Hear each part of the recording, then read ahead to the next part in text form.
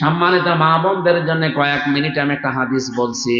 অনেকেই মনে করেন নামাজ পড়ি, রোজা রাখি, তাহাজ্জুদ পড়ি, কালো বোরকা পড়ি, আমি নেককার মহিলা। না, আপনাকে আল্লাহ জান্নাত দেবে না। আপনাকে জান্নাত দেবে যদি 4টা গুণ আপনার ভেতরে পাওয়া যায়।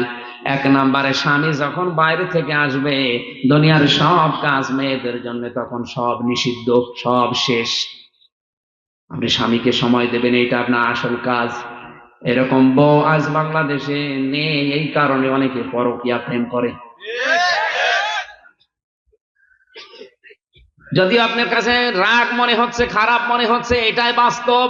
পরকীয়া প্রেমের পেছনে দায়ী আমার মনে হয় অধিকাংশ স্ত্রীগুলো। যদি একটু রেসপন্স করে, সময় দেয় নবীর এই হাদিসের দিকে তাকিয়ে, নবী বলেন যখন স্বামী আসবে দুনিয়ার সব কাজ ওই মহিলার জন্য স্থগিত। যত বড় কাজ থাক সব বাদ, স্বামীকে সময় দেওয়া ওর জন্য ফরজ। ওর জন্য কি?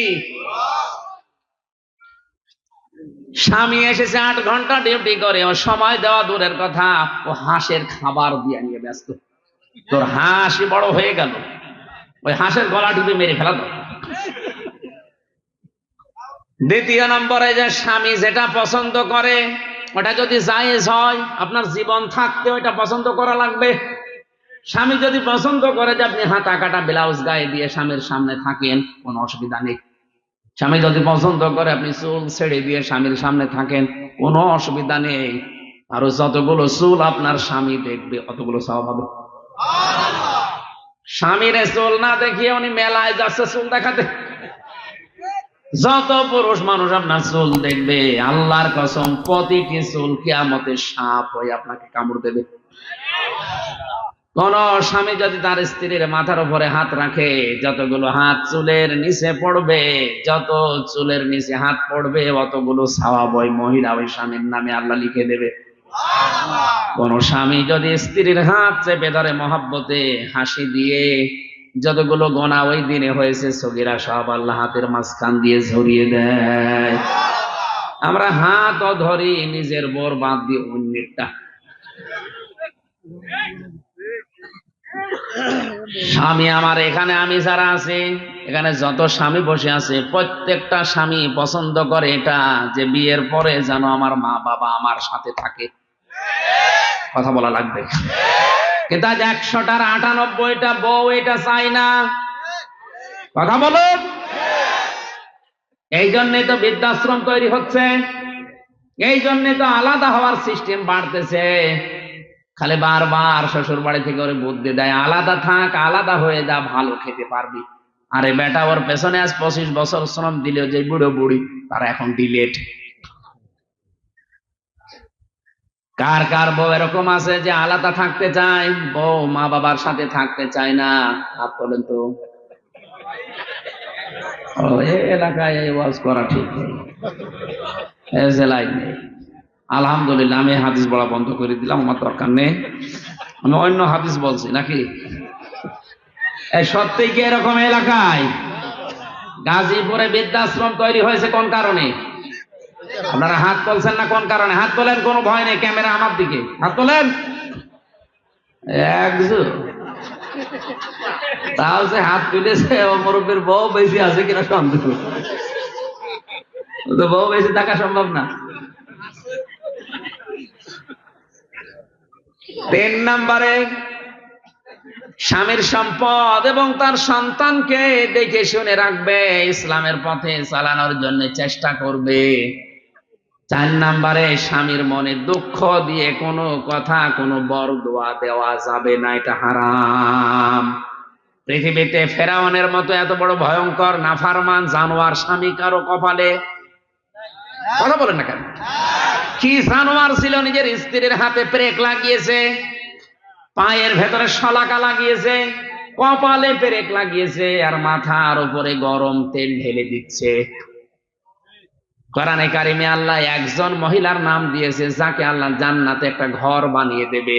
ইদ ক্বালাত রাব্বি ইবনি লি ইনদাকা বাইতান ফিল জান্নাতি ওয়া নাজ্জিনি মিন ফিরআউনা ওয়া আমালিহি ওয়া নাজ্জিনি মিনাল কওমিজ যালিমিন। গাজীপুরবাসী, এটা ইউটিউবে কালকেই ছড়িয়ে যাবে, হাজার হাজার মহিলারা এটা শুনবে শিক্ষা নেওয়ার জন্য। ফেরাউনের স্ত্রীকে আল্লাহ ঘর এমনিতে বানিয়ে দেয়নি।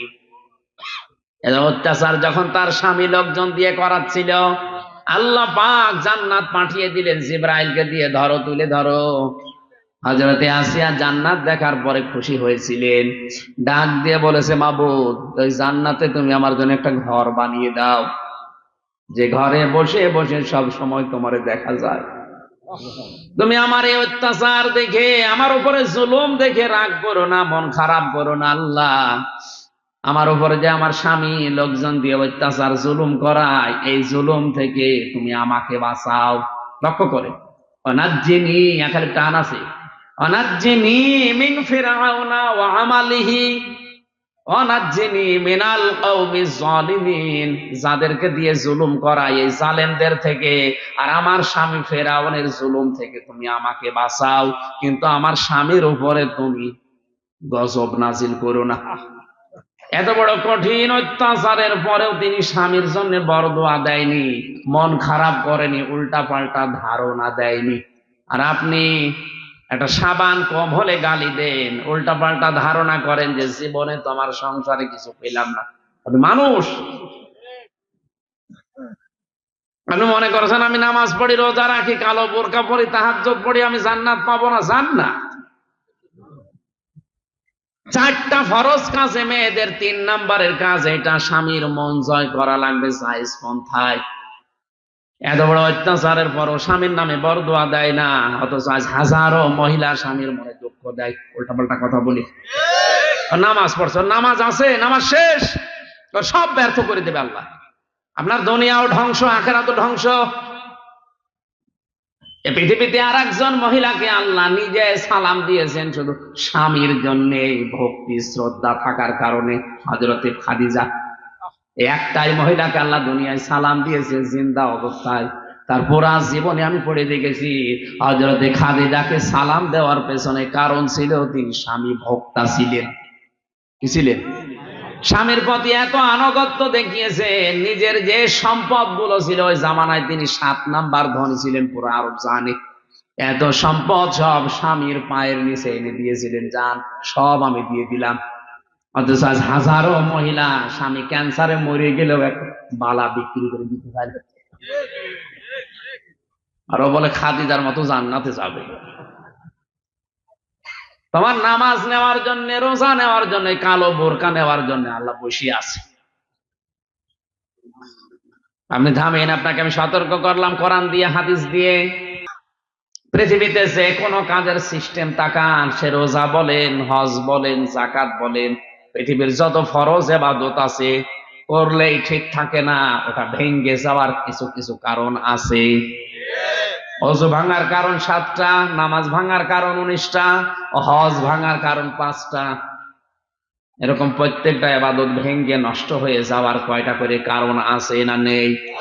আমাদের যে ঈমান আছে, যেটা নিয়ে জান্নাতে যেতে পারবো, ওই ঈমানও ভেঙ্গে যায়, নষ্ট হয়ে যায় 10 কারণে। কয় কারণ? আপনাকে সতর্ক করার জন্য বলছি, সূরা মুহাম্মদের প্রথম আয়াত এটা, আল্লাযীনা কাফারু ওয়া সাদ্দু আন সাবিলিল্লাহি আযাল্লা আমালাহুম। ভালো করে খেয়াল করেন, আপনাকে আমি বাঁচার জন্য বলছি। আপনি মনে করছেন আমার ঈমান তো আছে, আমি জান্নাত পাবো না। নামাজ পড়তে গেলে যেমন 19টার একটা কারণ হলে নামাজ শেষ, ওযু করে যদি ওই 7 কারণের 7টার একটাও পাওয়া যায়, ওযু শেষ। আপনার ঈমান আছে, এখন 10টা কারণ বলবো, যদি দেখেন একটাও আছে, আপনার ঈমানও শেষ। এটাকে গুরুত্বপূর্ণ কম নাকি? অনেক গুরুত্বপূর্ণ। আপনি দেখেন তো এই 10টার একটাও আপনার ভেতরে, আমার ভেতরে আছে কিনা। 1 নম্বরে ঈমান ভঙ্গের কারণ 10টা। প্রথম নাম্বার সূরা জুমারের 65 নাম্বার আয়াতে এটা আছে, এই তথ্যগুলো। যেহেতু আমার আলোচনায় বিষয় না, আমি শুধু থিওরি গুলো বলে দিচ্ছি। মোবাইলে তুলে নেবেন, কাগজ কলমে লিখে নেন, বাড়িতে যে মিলিয়ে দেখবেন প্র্যাকটিক্যাল লাইফে। 1 নম্বরে যারা শিরিক করবে তাদের ঈমান শেষ। 2 নম্বরে যারা কুফরি করবে তাদের ঈমান শেষ, নষ্ট হয়ে গেছে, ভেঙ্গে গেছে।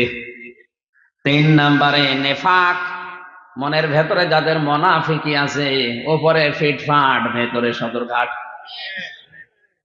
এখানে একটা উদাহরণ আমি তাফসীর থেকে লিখেছি, যারা সব ধর্মকে সমান মনে করে এদের ঈমান নষ্ট হয়ে গেছে।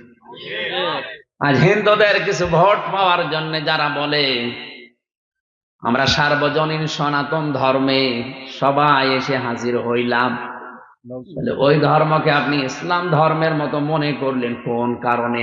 ভোট পাওয়ার জন্য? তো মনে করার কথা না। কারণ আল্লাহর কাছে একমাত্র কেবলমাত্র শুধুমাত্র জীবন ব্যবস্থা ধর্মের নাম ইসলাম।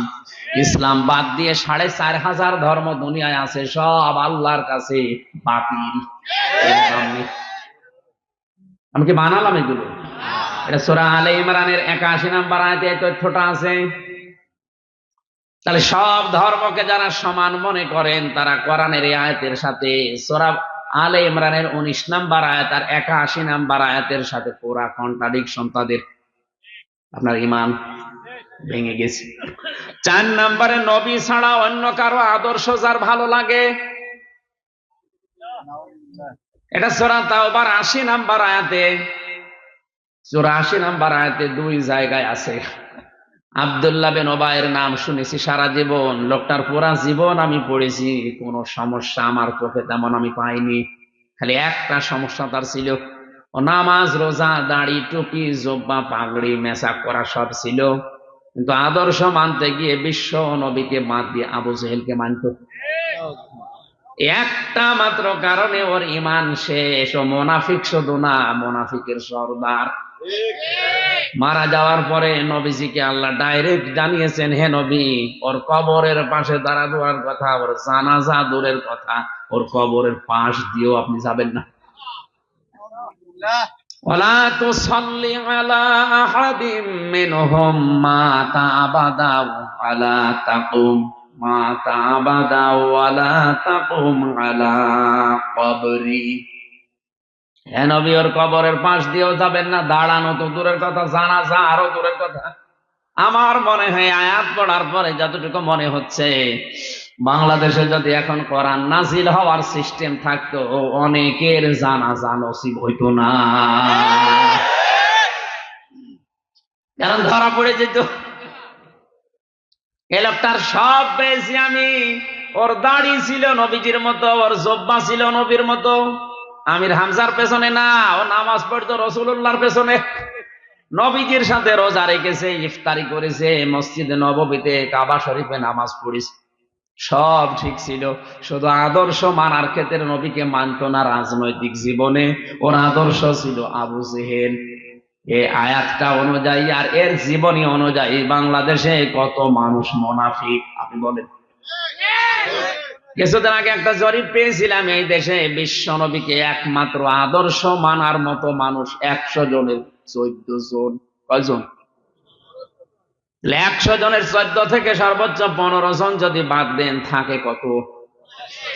৮৫ জন নবীজিকে শুধু নবী মানে, কিন্তু আদর্শ মানে না।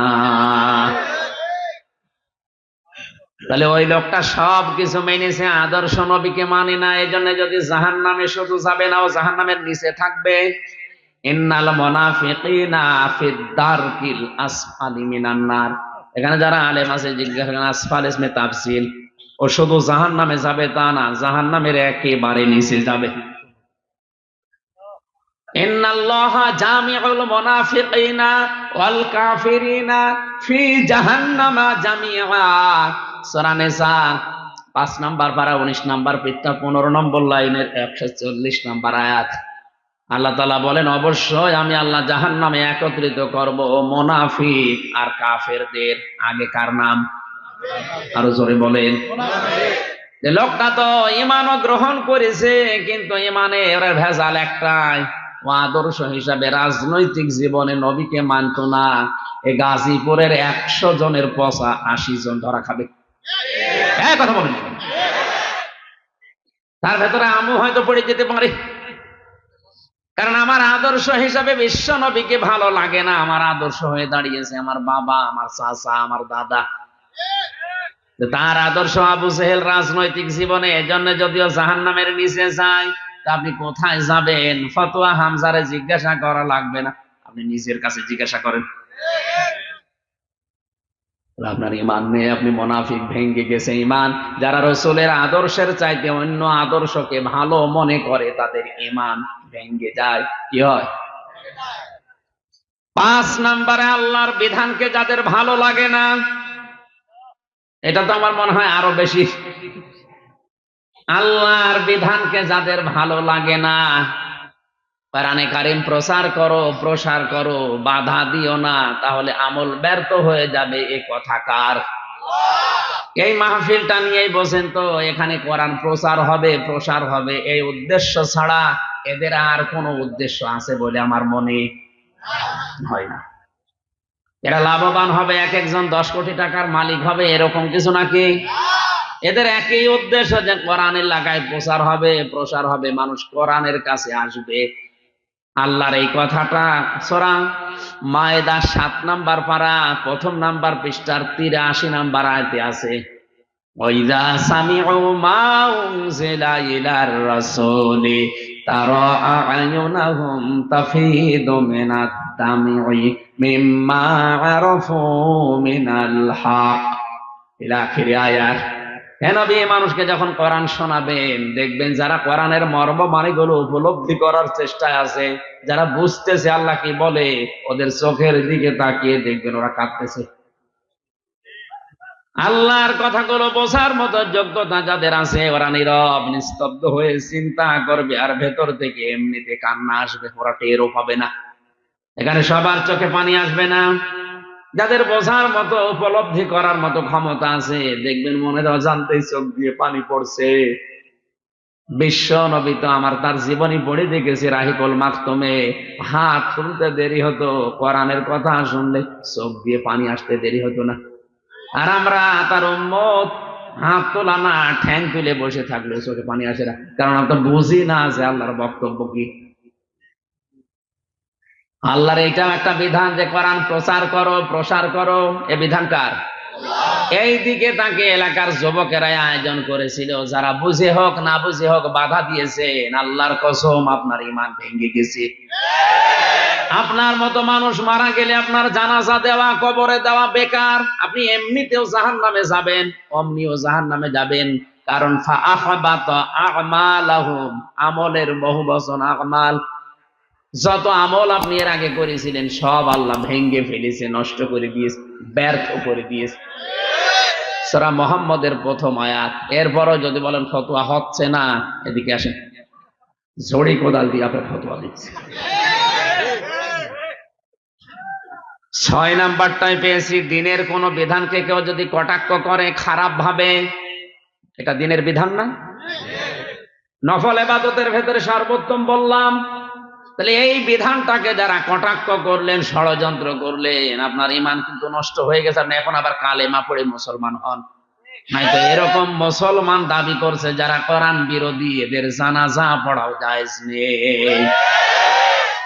আব্দুল্লাহ বিন উবাইয়ের জানাজা যদি জায়েজ না হয়, নবীর চাচা আবু তালেবের জানাজা যদি জায়েজ না হয়, চাচা মুশরিক ছিল।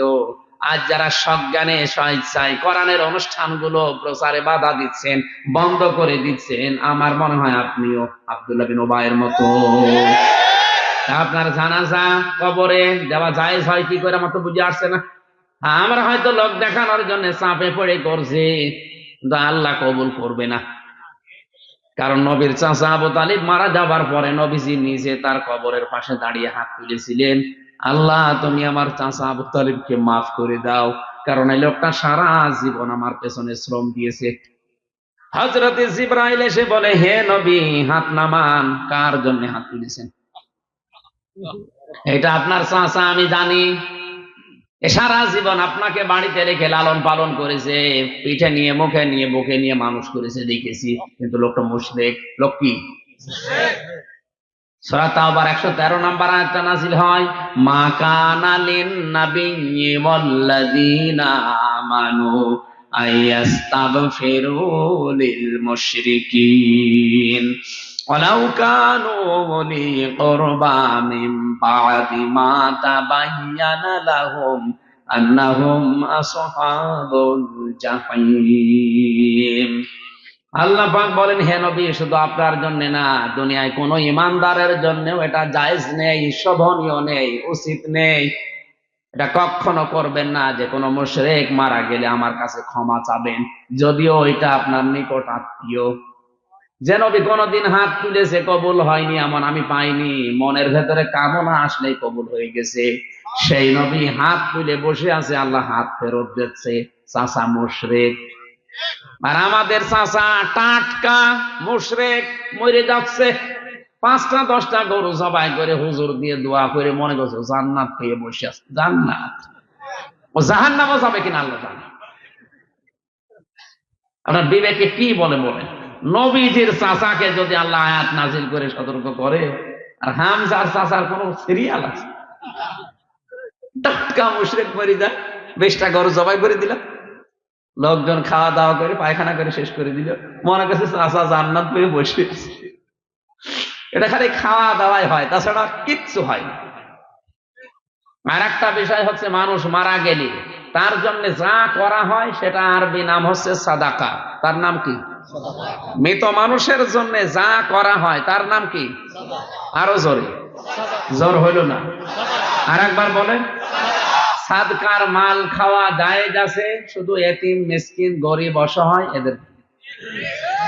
এই মাসলাকে আমি বানালাম, বলেন না কেন? তাহলে সাদকার মাল খাবে তারা যারা এতিম মিসকিন অসহায় গরিব। অথচ 10,000 মানুষের আয়োজন করলেন, চাচা মরে গেছে এই কারণে যে যারা আসতেছে 5,000 গাড়ি নিয়ে আসতেছে, উনি মরণের খাবার খান। ও কি এতিম? ও কি অসহায়? ওরে খাওয়ালে আপনার খানা কবুল হবে? যাদের খাওয়া দরকার ওরা কিন্তু ভাগে খুব কম পায়, শেষে একটা পায় কি না পায়, থালা নিয়ে আসে, থালা বাড়ি দিতে দিতে বাড়ি চলে যায়। আর যাদের খাবারের জীবনে কোনো অভাব নেই, মরণের খাওয়া খায়। আবার যদি জিজ্ঞাসা করেন চাচা কেমন খেয়েছেন, 10টা গোশত পেয়েছিলাম, দাঁতের ফাঁকা বন্ধ করতে শেষ। দেখেন ওর দাঁতের ফাঁকা বন্ধ করতে কয়টা কষ্ট লাগে, কারণ ওর দাঁতের ফাঁকা এরকম। আর যারা 2 পিস দিয়েছিলেন ওর জীবনে দাঁতের ফাঁকা হয়নি। এইগুলো বন্ধ করেন, আপনি বেকার ধোকা খাচ্ছেন। হ্যাঁ, আমাদের কিছু খাবার দাবার হচ্ছে, আপনার কিছু হচ্ছে না। আপনি দেখেছেন আজ পর্যন্ত কোন হুজুরের বাড়িতে মিলাদ হয়? কারণ ও জানে যে ও ছাতা দিয়ে কোনো লাভ নেই, ও বেকার ওদের খাওয়াবো কোন কারণে। হ্যাঁ, আপনি মিলাদ না দিয়ে বেকার ওই টাকাগুলো দিয়ে যদি কোরআন শরীফ কিনে 10টা মানুষকে বলেন পড়ে, তারা কোরআন পড়লে ওই সওয়াব গুলো হয়তো পেতে পারে। কথা বুঝতেছে? কেউ লেখাপড়া করতে পারছে না, তারা 2,000 টাকা দিয়ে বলেন যে এই যে বই কিনে নাও। কেউ মেয়ে দিতে পারে, বিয়ে দিতে পারে না, তারা 5,000 টাকা দিয়ে বলেন যে একটা জিনিস কিনে নাও, এইটাই লাভ হবে। আপনি আন্দাজে 50,000 টাকা খরচ করেছেন, ওটা পানিতে ফেলা ছাড়া কিচ্ছু। কারণ যাদের খাওয়িয়েছিলেন ওটা কবুল হয়নি, ওটা ওদের হক ছিল না, হক ছিল গরিব এতিম অসহায়দের। মাসলাটা বলে দিলাম, এখন আপনি কি করবেন দেখেন। আমরা যারা আলেম হুজুর আছি শুধু মিলাদ পড়িয়ে বেড়াই, আমরা নিজেরা মিলাদ কোনদিন দেই না। আমার মিলাদ দেওয়ার দরকার নেই, আমার মিলাদের চাইতে বড় মিলাদ বসে আছে আমার বাড়িতে। সব চাইতে বড় পীর আপনার জন্য আপনার মা আর বাবা। এই 2 জন যদি দোয়া করে, নবীজি বলেন আল্লাহর আরশ পর্যন্ত যেতে আর কোনো বাধা নেই, যদি সাইজ দোয়া হয়। নবীজি বলেন কোন মা আর বাবা যদি মন থেকে কোনো দোয়া করে, ওটা সরাসরি আরশে যে ধাক্কা খায়। যতক্ষণ পর্যন্ত দোয়াটা কবুল না হয় আরশ তখন কাঁপতে থাকে। আল্লাহ পাক বলেন থামো, জবাব আসে আল্লাহ। বাংলাদেশ নামে একটা দেশ আছে, গাজীপুর জেলার জহির নামে একটা লোকের জন্য তার মা দোয়া করেছে। যতক্ষণ পর্যন্ত জায়েজ দোয়াটা কবুল না হবে ততক্ষণ পর্যন্ত আমি কাঁপা বন্ধ হব না। এজন্য আসল যেটা পড়ে আছে বাড়িতে, এদের খোঁজ খবর নেওয়া দরকার। ইমান ভাঙ্গার 7 নাম্বার কারণ হচ্ছে যারা জাদুকর, যারা জাদু করে বেড়ায়, এ মানুষের ইমান নষ্ট হয়ে যায়। সারা বাকারার ভেতরে ঘটনাটা আছে। 8 নাম্বারে মুসলমানদের বিরুদ্ধে যারা ষড়যন্ত্র করে ওদের ইমান ভেঙে যায়, নষ্ট হয়ে যায়। 9 নম্বরে, কাউকে ইসলামের ঊর্ধ্বে যদি কেউ মনে করে, আমি বললাম কই রিমান্ডে যে আমার একটু দেখান তো আমি কোন ওয়াজ করেছি যে সংসদ ভাঙা লাগবে আন্দাজে। এই যে টপ টু বটম যারা এর সাথে জড়িত স্টার, এই আয়াতটা পড়ে সূরা নিসার এই 112 নম্বর আয়াত, ওমা ইয়াকসিব খাতিয়াতান আও ইসমান সুম্মা ইয়ারমি বিহি বারিয়ান ফাকাদ ইহতামালা বুহতানা ওয়া ইসমাম মুবিনা। বুহতান আছে, বুহতান আর গীবত এক জিনিস না। যে লোকটার ভেতরে দোষ আছে ওই দোষ যদি আপনি অন্যজনের কাছে বলেন এটা গীবত, আর যার ভেতরে দোষ নেই আপনি বানিয়ে বানিয়ে তার নামে যদি ওই দোষ চালান ওইটা বহতান, এটা আরো মারাত্মক। আমার নামে যেটা হয়েছে এটা গীবত না, এটা বহতান। যারা এই বহতানের সাথে জড়িত আল্লাহ বলেন এরা প্রকাশ্য পাপের বোঝা বহন করে বেড়াচ্ছে, শুধু দুনিয়া না আখিরাতে ওদের বোঝা আমরা দেখতে পাবো। সুতরাং আপনি থামেন। আমার মতো হাজারো মানুষকে এভাবে যারা স্ট্যাপে ফেলে বিপদে ফেলে বিপদের ভেতরে ফেলে দিয়ে তাদের জীবন যৌবন পরিবার সব নষ্ট করে দিচ্ছে, আপনি কোন নেশায় পড়ছেন বলেন তো? আপনাকে মরা লাগবে না? মরণই বিশ্বাস করে না, মরা লাগবে না। আমি ওদের জন্য শুধু না আপনার জন্যও বলছি, অন্তত যারা মুসলিম বলে দাবি করেন, ঈমান যাদের আছে তাদের জন্য বলছি আপনি থামেন, এখনো সময় আছে। হযরত ওমর কিন্তু মাঝে মাঝে হুযায়ফা ইবনুল ইয়ামিনকে ডাক দিয়ে বলতেন, ভাই নবীজি মরণের আগে, ইন্তেকালের আগে তোমার কাছে মুনাফিকদের একটা লিস্ট দিয়েছে যে মদিনায় কে কে মুনাফিক, ওই লিস্টটা একটু দেখাও তো আমার নামটা ওর ভেতরে আছে কিনা। হযরত হুযায়ফা চোখের পানি ফেলে দিয়ে বলে, খলিফা কি বলেন? আপনি তো জিন্দা অবস্থায় জান্নাতের সার্টিফিকেট পেয়েছেন, নবীজি জানিয়েছেন আমার পরে কেউ নবী হলে হযরত ওমর নবী হয়ে যাবে। এত বড় সম্মান আপনার, আর আপনি বলেন এই লিস্টের ভেতরে আপনার নাম মুনাফিকের লিস্টে। হযরত ওমর চোখের পানি ফেলে দিয়ে বলে, ভাই হুযায়ফা, নবী ছাড়া কারো ঈমান নিরাপদ না, কে কখন বেঈমান হয়ে যায় বলা যায় না। নবীদেরকে আল্লাহ নিজে গাইড করেন, এই জন্য তাদের অসুবিধা নেই। কিন্তু আমরা তো সাধারণ মানুষ, সকালে ইমানদার আছে বিকালে বেঈমান হয়ে যেতে পারি। তুমি এখনো দেখো লিস্টে যদি আমার নামটা থাকে তাহলে আমি এখনো তওবা করে ভালো হওয়ার সময় আছে। তারা যদি এই সেন্স নিয়ে চলতে পারে তে আমরা আছি কোথায়? আপনাকে থামার জন্য বলছে, আমি সতর্ক করলাম। আল্লাহ নবীকে যেমন ডাক দিয়ে বলেছিলেন কুম ফাংজির, হে নবী দাঁড়ান, চাদর গায়ে দিয়ে কম্বল গায়ে দিয়ে শুয়ে থাকার জন্য, বসে থাকার জন্য আপনাকে পাঠাইনি, আপনি দাঁড়ান। আমার মনে হচ্ছে আল্লাহ যেন আমাকে ঠিক এইভাবে করে অ্যাক্সিডেন্ট করার পরে মনে হচ্ছিল আমি আর দাঁড়াতে পারছিলাম না, আল্লাহ যেন আমাকে ডাক দিয়ে বলছে, হামজা ওঠো, জাতিকে সতর্ক করা লাগবে। কোথায় কুষ্টিয়া, কোথায় গাজীপুরে, এই প্রায় 250 কিলোমিটার এই ভাঙ্গা পা নিয়ে এভাবে দৌড়িয়ে এসেছি। আল্লাহর কসম আমার নিজের শুধু লাভের জন্য না, কালকে আমার বাড়ি অনুষ্ঠান, অথচ সারা রাত এখন জার্নি করে যেয়ে ধরা লাগবে। এসেছি জাতিকে আল্লাহর কসম কোরআন সামনে নিয়ে বলছি সতর্ক করার জন্য। যারা এগুলো লিপ্ত আছেন থামেন। এই বহতান, এই তহমত দেওয়া, মানুষের জীবন নষ্ট করার জন্য যারা মেতে উঠেছেন থামেন। আল্লাহ আমাদেরকে বোঝার তৌফিক দিন, বলেন আমিন। আজকে একটা শেষ কথা বলছি, এই যে মিডিয়াতে যারা আছে প্রচার করবেন এটা কালকে 1-1.5 মিনিট 2 মিনিট দিয়ে। কয়েকটা প্রশ্ন এসেছে আমার মোবাইলে আজকে। মাওলানা হোসাইন আহমেদ মাহফুজ, যিনি আমার আগে কথা বলছিলেন চুয়াডাঙ্গা, ওনাকে অনেকে চেনেন। সেই 13-14 সাল থেকে আমার সাথে একাধারে আছে, আমার বিশ্ববিদ্যালয়ের ভাই। চুয়াডাঙ্গায় আমার শ্বশুর বাড়ি, ওই এলাকায় বাড়ি। ওকে আমি, আমার বয়সে বড়, এই কারণে বড় ভাইয়ের মতো শ্রদ্ধা সম্মান দেখায়, ও আমারে আলেম হিসাবে শ্রদ্ধা সম্মান দেখায়, ছোট ভাই মনে করি। কারা কারা যেন ভিডিও তৈরি করেছে, বানিয়েছে যে ওনারে সবসময় সাথে রাখেন, কেন অন্য কাউকে রাখতে পারেন না? বাস্তবতা হচ্ছে এটা ওরে রাখার কয়েকটা কারণ আছে।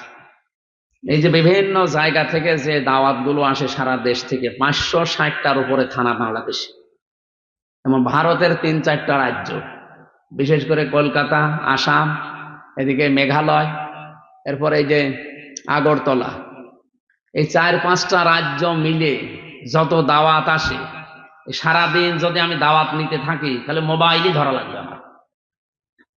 ওই ভাইকে সাথে রেখে দিয়েছি এই দাওয়াত গুলো কন্ট্রোল করার জন্য, যে আপনি আর আমার এক শ্যালক আছে আবু বকর, তাদের বলেছে যে যারা দিতে চায় তাদের নামগুলো লিখে রাখো জায়গার নাম দিয়ে, আমি রমজানে বসে বসে সিরিয়াল করব। এখন এই যে আজকে আসলাম গাজীপুরে, কালকে যদি আমার থাকে সে কক্সবাজার, আবার যদি কাল তারপরের দিন থাকে টাঙ্গাইল, আমার জীবন থাকবে। এই জন্য মাহফিল গুলো আমি সিরিয়াল করে নেই, তো ওদের মাধ্যমে কাগজ নেওয়া হয়, কিন্তু বলে দেওয়া আছে আমার নামে যদি কেউ চায় না, পয়সাও চায়, টাকা চায় মাহফিলের জন্য, টাকা তো দেবেন না, তারে ধরে আমার কাছে নিয়ে আসবেন, ওরা আমি একেবারে সরাসরি জবাই করব। কারণ আমার নামে কেউ চায় না, পয়সা চাবেন না, আমি টাকা নেই না।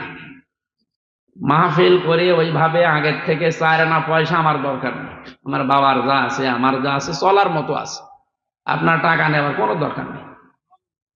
এই জন্য বাস্তবতা হচ্ছে, আমার জন্য যদি কেউ টাকা চায়, সে আমার শ্যালক হোক আর হুসাইন হোক আর যেই হোক, এই কিশোরগঞ্জ এলাকায় আবুল কালাম আজাদ, আজাদ তো না আজাদ, এই শয়তান আমি জেলে থাকার সময় ওনাকে বিভিন্ন মানুষকে বলেছে আমি হুজুরের পরিচিত, আপনার আমার কাছে 10,000 20,000 করে টাকা দেন, ডেট কত লাগবে আমি দিচ্ছি।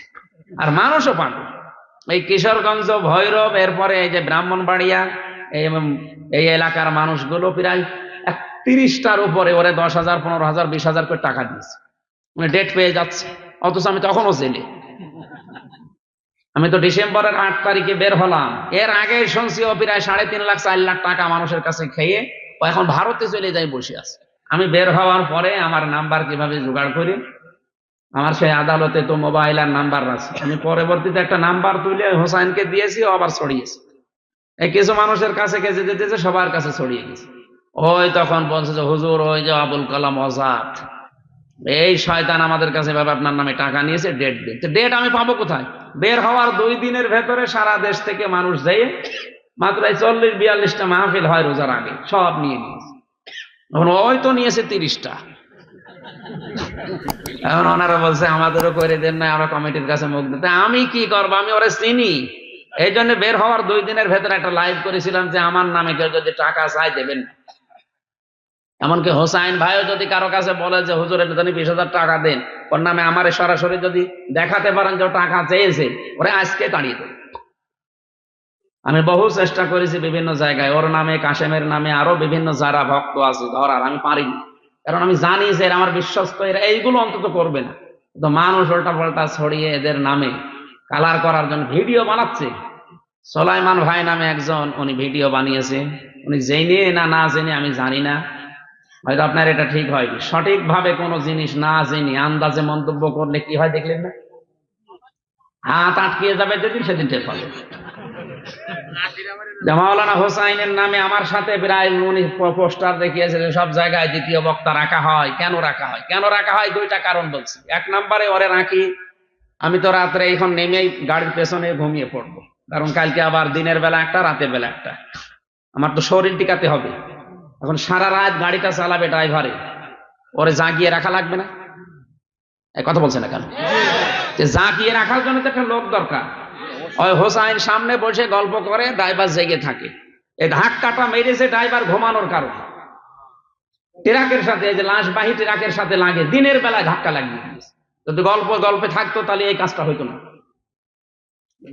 এই জন্য রাখি ওরে 1 নাম্বার। 2 নাম্বারে ওরে রাখি আর একটা কারণে, কারণ যে সমস্ত জায়গায় যায় এমন দ্বিতীয় বক্তা সেট করা হয়, যারা একেবারে টেবিল মেবিল চাপড়িয়ে ভেঙে ফেলে আন্দাজে উল্টা পাল্টা কথা বলে এমন গরম করে, শেষে পুলিশ এসে কত নেমে চলে যায় আমার ঘরে। এটা আমি প্রায় 10-12 জায়গায় এর সম্মুখীন হয়েছে, বিশেষ করে বগুড়াতে, ওই জেলে যাওয়ার আগে 20 সালে 21 সালে। সেদিন কক্সবাজারে আর এক জায়গায় এক মাওলানা ছিল সাথে, উনি উঠে কাপড় খুলে নেব, ওর ব্লাউজ খুলে নেব, এই সমস্ত কথা। এখন বগুড়াতে মাওলানা আজিজুল ইসলাম, উনি তো একটু জিহাদি মানুষ, বগুড়ায় বাড়ি, উনি আমার আগে উঠে এমন কথা বলেছে, মানে একেবারে সব আগুনের মতো হয়ে গেছে। পুলিশ এসে, আমি কেবল উঠলাম, বলছে আমি বললাম আমি তো কিছু জানি না, কেবল উঠলাম, সে হুজুর পালিয়েছে। বলেন এই যে রিস্ক না, আমি এই কারণে এরে রাখি যে এ আমার অন্তত এইটা নষ্ট করবে না।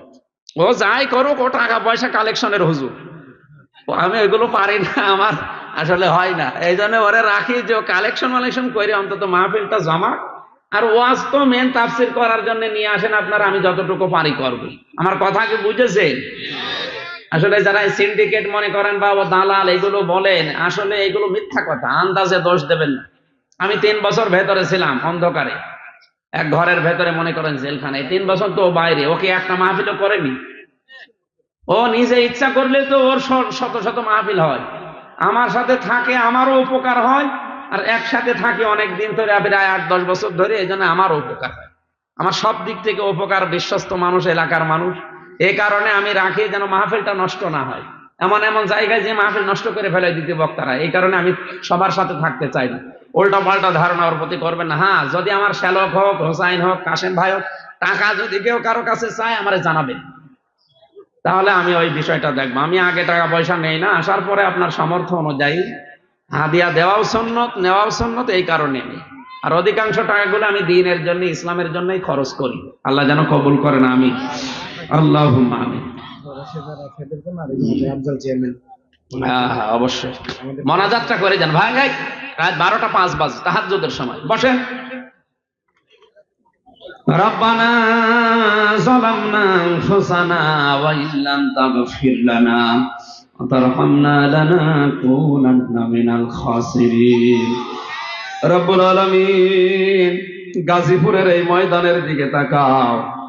হাজার হাজার বান্দা বান্দি আমরা বসে আছি, রাত 12টা পার হয়ে গেছে। তাহাজ্জুদের এই সময়ে কোরআনে কারীম সামনে নিয়ে, গোনার বোঝা মাথায় নিয়ে আমরা এতিমের মতো, ভিক্ষুকের মতো, কাঙ্গালের মতো হাত তুলেছি।